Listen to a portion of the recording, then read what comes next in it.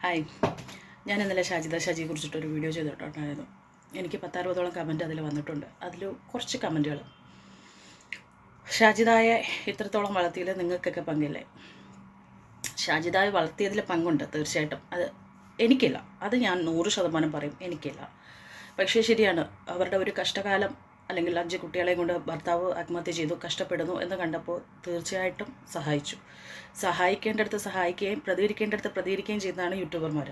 അന്ന് കൈസിൻ്റെ ചാനലിലൊക്കെ വീഡിയോ ചെയ്തിട്ട് അത്യാവശ്യം നല്ല റീച്ച് കിട്ടി വളർന്നു. പക്ഷേ അതിനുശേഷം ഇത്രത്തോളം അതപ്പതിച്ച രീതിയിൽ ഇവർ കാണിച്ചപ്പോൾ അത് ഏതെങ്കിലും യൂട്യൂബർമാർ ഇവരെ സപ്പോർട്ട് ചെയ്യുന്ന കണ്ടിട്ടുണ്ടോ? ഞാൻ പോലും അവരെ എതിർത്തുകൊണ്ടൊരു വീഡിയോ ചെയ്തത് അവരുടെ ഉമ്മയുടെ ഇന്നർ വീഡിയോ ഇവർ റിലീസ് ചെയ്തതിന് ശേഷം മാത്രമാണ്. അതിന് മുമ്പ് എന്തോരം പ്രശ്നങ്ങൾ ഇവരുണ്ടാക്കിയിട്ടുണ്ട്. ഞാൻ ഒരു വീഡിയോ പോലും ഞാൻ അവർക്കെതിരെയായിട്ട് ചെയ്തിട്ടില്ല. അതൊരു കണ്ടൻറ്റാക്കി ഞാൻ കഞ്ഞി വെച്ചിട്ടില്ല.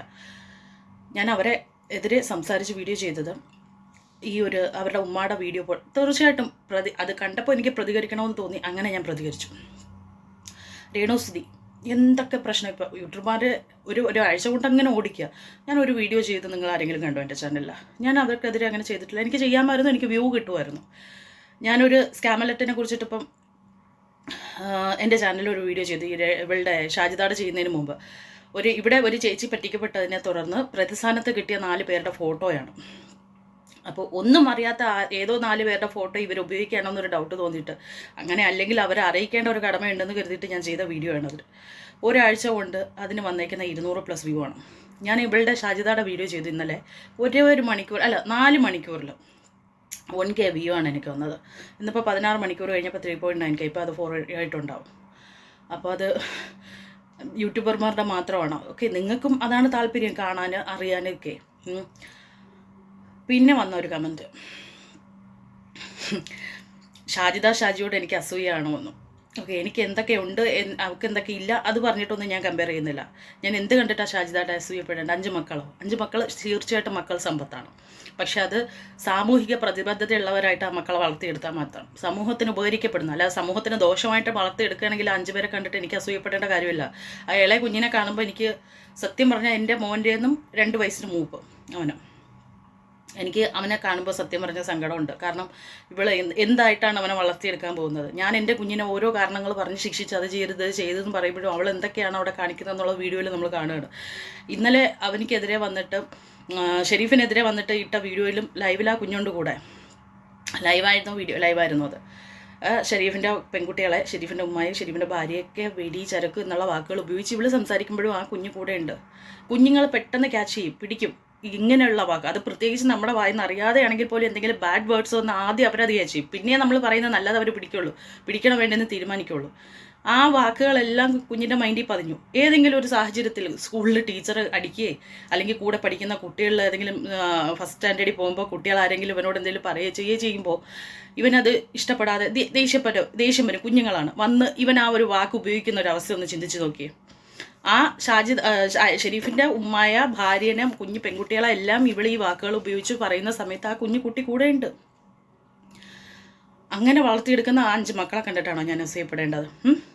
അതോ സ്വന്തം ഉമ്മയുടെ ഇന്നർ വീഡിയോ കൊണ്ടുവന്ന് യൂട്യൂബിൽ പബ്ലിഷ് ചെയ്യാൻ കാണിച്ച തൊലിക്കെട്ടി കണ്ടിട്ടാണോ ഞാൻ അസൂയപ്പെടേണ്ടത്? എനിക്ക് അത്ര തൊലിക്കെട്ടിയില്ല. അത് അസൂയപ്പെടാനും വേണ്ടി മാത്രമുള്ള ഒരു ക്വാളിറ്റി ആണെങ്കിൽ എനിക്ക് ആ ക്വാളിറ്റി ഇല്ല. എനിക്കതിൽ സന്തോഷമുണ്ട്. ഞാൻ അത്രത്തോളം തൊലിക്കെട്ടി ഇല്ലാത്തവളാണല്ലോ എന്നെനിക്ക് സന്തോഷമുണ്ട്. പിന്നെന്താ, ലൈവ് ഓണാക്കി വെച്ചിട്ട് വന്ന് പൂര തെറി, ആണെന്നോ പെണ്ണെന്നോ സ്വന്തം ഉമ്മ എന്നോ സ്വന്തം അയൽക്കാരെന്നോ ഇല്ലാതെ പച്ച തെറി വിളിക്കാൻ കാണിക്കുന്ന തൊലിക്കെട്ടി കണ്ടിട്ടോ. അങ്ങനെ സാധിക്കാത്തതില്ല, അല്ലെങ്കിൽ അങ്ങനെ സമ്പാദിച്ചെടുത്ത അത്രയും സബ്സ്ക്രൈബേഴ്സ് ഇല്ല എന്നുള്ളതിൻ്റെ സന്തോഷത്തിലാണോ ഞാൻ, അല്ല അതിൻ്റെ വിഷമത്തിലാണോ ഞാൻ അസൂയപ്പെടേണ്ടത്? 240ഓളം അവർക്ക് സബ്സ്ക്രൈബേഴ്സ് ഉണ്ട്. എനിക്ക് ആകെ ഉള്ളത് 1500 മതി. അൽഹംദുലില്ലാ. ഞാൻ എൻ്റേതായ കാര്യങ്ങൾ പറഞ്ഞും ഞാൻ അല്ലാതെ ചെറിയ ഫൺ വീഡിയോസ് ചെയ്തും എൻ്റെ കുടുംബവിശേഷങ്ങൾ പറഞ്ഞും ഉണ്ടാക്കിയെടുത്ത 1500 സബ്സ്ക്രൈബേഴ്സാണ്. എനിക്കത് മതി.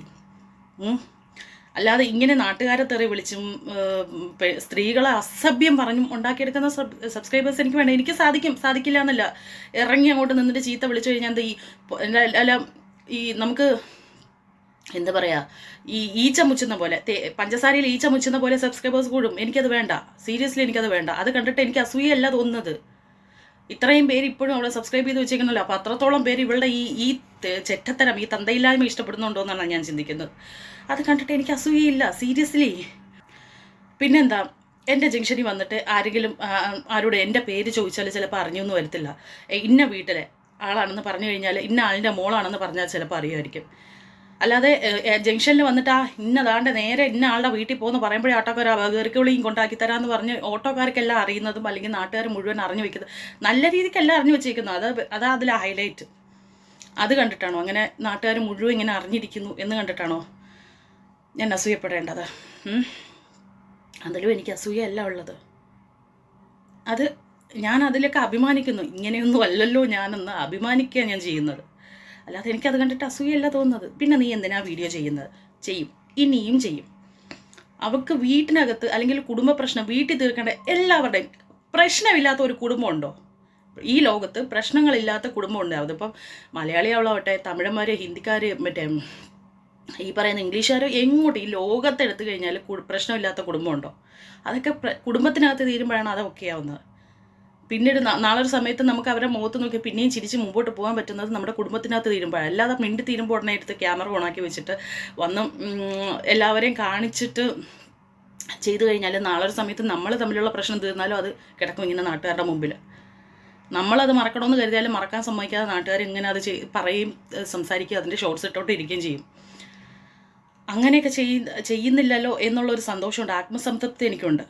അല്ലാതെ എനിക്കതിൽ അസൂയല്ല തോന്നുന്നത്. നിനക്ക് അവളോട് അസൂയാണ്, ഷാജിദയുടെ അസൂയാണോ എന്ന് എന്ത് കണ്ടിട്ടാണ് ഞാൻ അസൂയപ്പെടേണ്ടത്? എനിക്ക് ആരെങ്കിലും ഒന്ന് പറഞ്ഞാൽ ഞാൻ ഏതെങ്കിലും ഒരു ക്വാളിറ്റി പറഞ്ഞു തന്നിട്ട് പറയും ഞാൻ എന്ത് കണ്ടിട്ടാണ് ഷാജിയിൽ അസൂയപ്പെടേണ്ടത്. ഞാനെന്ത് വലിയ കൊമ്പത്ത് നിൽക്കുന്നു എന്നല്ല ഞാൻ പറയുന്നത്, സാധാരണക്കാരിയാണ് ഞാനും. പക്ഷേ ഈ പറഞ്ഞതൊന്നും, ഈ ഷാജി ഈ കാണിക്കുന്നതൊന്നും എനിക്കില്ല എന്നുള്ളതിൽ ഞാൻ അഭിമാനിക്കുക ചെയ്യുന്നത്. 5 മക്കളെ വളർത്തുന്നു ഒറ്റയ്ക്ക്, ശരിയാണ്, ഇല്ലയെന്ന് ഞാൻ പറയുന്നില്ല. 5 പേരെ അവൾ ഒറ്റയ്ക്ക് വളർത്തുന്നു. പക്ഷെ അത് ഈ പറയുന്ന പോലെ ഈ ആ ഒരു സമയത്ത് യൂട്യൂബേഴ്സ് സപ്പോർട്ട് ചെയ്തപ്പോൾ കയറി വന്ന സബ്സ്ക്രൈബേഴ്സാണ് ഇവർക്ക്. രാവിലെ എണീറ്റ് ഇവളുടേതായ കാര്യങ്ങൾ, ഇവളുടെ മക്കളുടെ കാര്യങ്ങളൊക്കെ പറഞ്ഞ് ഇപ്പോൾ തുണിയുടെ ബിസിനസ്സും ക്രീമിന് പുറമെ തുണിയിടാൻ തുടങ്ങിയിട്ടുണ്ട്. ഈ വീഡിയോ ഒക്കെ ചെയ്ത് മുമ്പോട്ട് പോയാൽ തന്നെ ഇപ്പം ഈ കിട്ടുന്ന വ്യൂ ഒക്കെ ഇവർക്ക് ഉണ്ടാവും, ഇല്ലയെന്ന് പറയില്ല, വ്യൂ തന്നെ ഉണ്ടാവും. അപ്പോൾ അവർക്ക് അത് ചെയ്ത് വളർത്താം. പക്ഷെ അങ്ങനെയല്ല, എന്തോ എന്നെ ആരും ഒന്നും ചെയ്യില്ല, എന്നെ എല്ലാവർക്കും പേടിയാണെന്നുള്ളൊരു മൈൻഡിൽ ഇവൾ ഇറങ്ങിക്കിടന്ന് കാണിക്കുന്നതാണ്. ഇതിനൊന്നും സപ്പോർട്ട് ചെയ്യാൻ പറ്റില്ല. ഇനിയും പ്രതികരിക്കേണ്ടതാണെങ്കിൽ പ്രതികരിക്കുകയും സഹായിക്കേണ്ടതാണെങ്കിൽ സഹായിക്കുകയും ചെയ്യും. അങ്ങനെ അതാണ് യൂട്യൂബേഴ്സ്. അപ്പം ഞാൻ എന്താ കണ്ടിട്ട് ഷാജിദയുടെ മേലിൽ അസൂയപ്പെടണം? അത് നിങ്ങളൊന്ന് എനിക്ക് പറഞ്ഞതാ, സീരിയസ്ലി.